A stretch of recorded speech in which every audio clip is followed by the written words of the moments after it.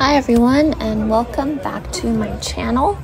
I have taken somewhat of a break in the last few weeks from posting, as my computer and my phone storage have both kind of been full, and I have been focusing on training and work.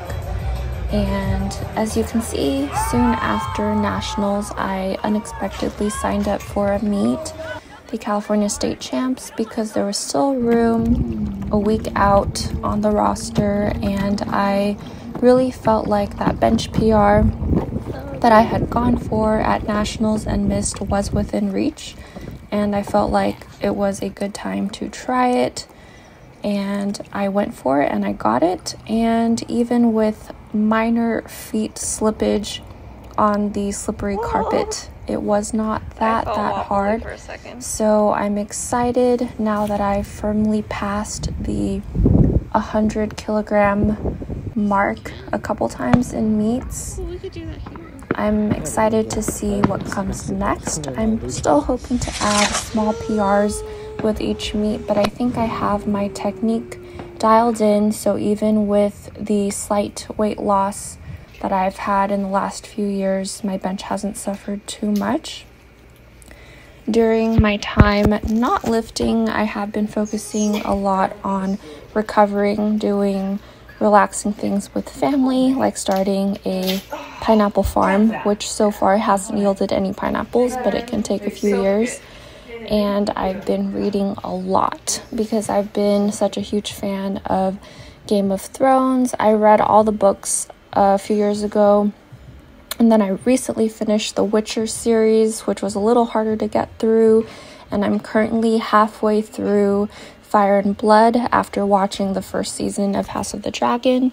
And I've really found that with work being all computer based and staying in touch with friends being mostly through social media, that it's been really nice to have an activity that makes me not stare at screens, but I feel really immersed in my own world while trying to read Game of Thrones related content or just fiction.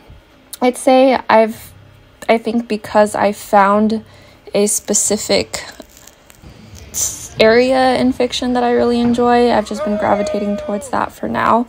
But I kind of feel like even when I finish or am caught up with all the books that I can find that are related, I will be able to find something else. Because I just think the reading, I guess because I don't play video games and I'm not too much into television. I watch a few shows here and there, but because I stare at the screen all the time already, I like doing something that's really immersive but different. I feel like it's a great way to recover because you're totally relaxed and not thinking about anything else while you're doing it. So these are a few clips from fun things that I did in the summer before my year started to kind of wind down. I got to go axe throwing with a college friend that I hadn't seen in a decade, that I actually met at the gym when I was like 19, 20 maybe. And then I got to go with a current friend that I met at the gym recently and in the past year. And then I also got to see Madian for the third time in a year-ish, and it was really awesome to be able to watch the live show at the Frost Amphitheater under the moon. Then we took a small road trip just for the weekend for our friend's birthday and got to visit a gym in Santa Rosa. And it's a gym that I've been wanting to visit for a really long time. I really enjoyed lifting in a cage that made me look really small. I think the cages are just so tall that people look tiny under there.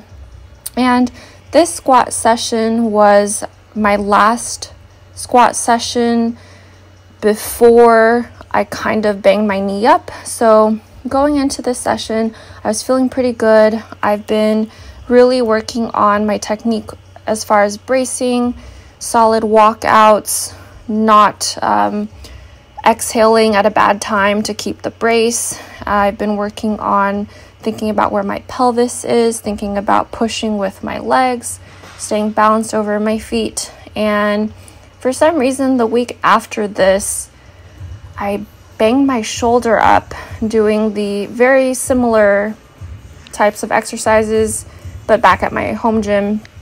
And I think it had to do with how I picked up the bar. I'm not really quite sure, but the week after that, the shoulder injury was gone, but my right knee started to bug me. So it's been well over a month, and it's still kind of lingering there, especially as it's getting colder. I feel like it's harder to warm up, and the first few weeks, there was kind of fluid pooled in there, so I was kind of worried because I measured both my knees, because visually the right knee just looked kind of bigger and puffier, and the right knee was 1/2 inch to 1 inch bigger than my left knee. And I was like, oh no, I just signed up for a meet. I just signed up for my next meet in Sacramento at 3rd Street in February, and I was almost thinking like maybe my last minute signing up for meets, which I did for the California State Champs, was a better strategy because my body didn't have time to realize that it was meet prepping and couldn't hurt itself. So so far it's been getting better. It's kind of interesting to go back and look at footage now, before my knee got banged up versus, I think that's been the most cautious body part for me in all my lifts. I've been really trying hard with like flossing, using a TENS machine, scraping whenever I feel like it feels like it went through a bit more, mainly feeling it on squat days, not so much the other days, so about 2 days of the week.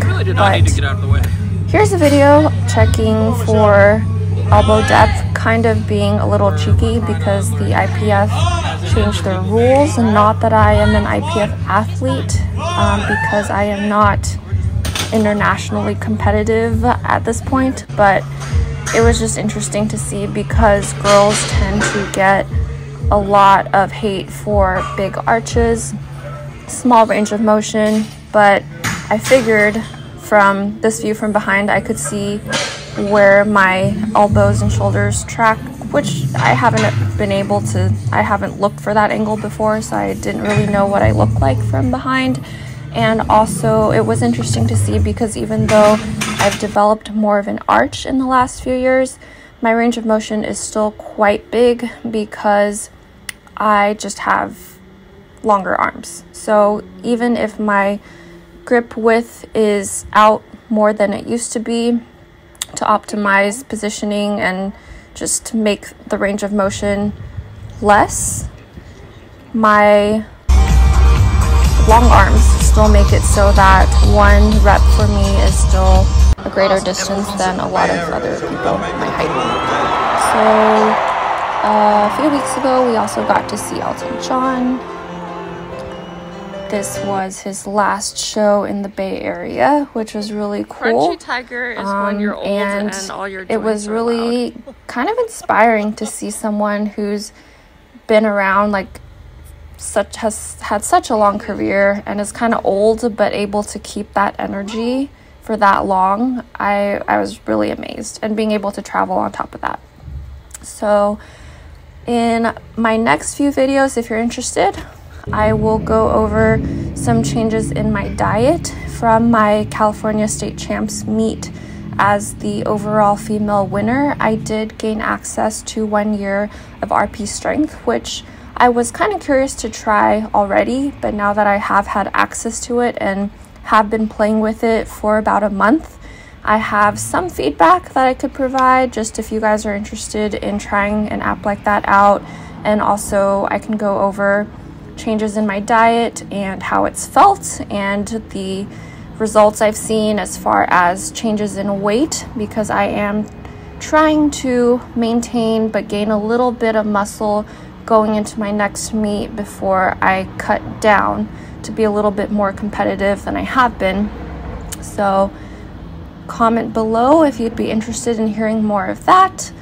And thank you so much for watching and supporting this year. I have seen some new subscribers and new view counts, even though I haven't been posting quite as much because I've been really busy with work. So thank you so much for watching, and have an awesome day.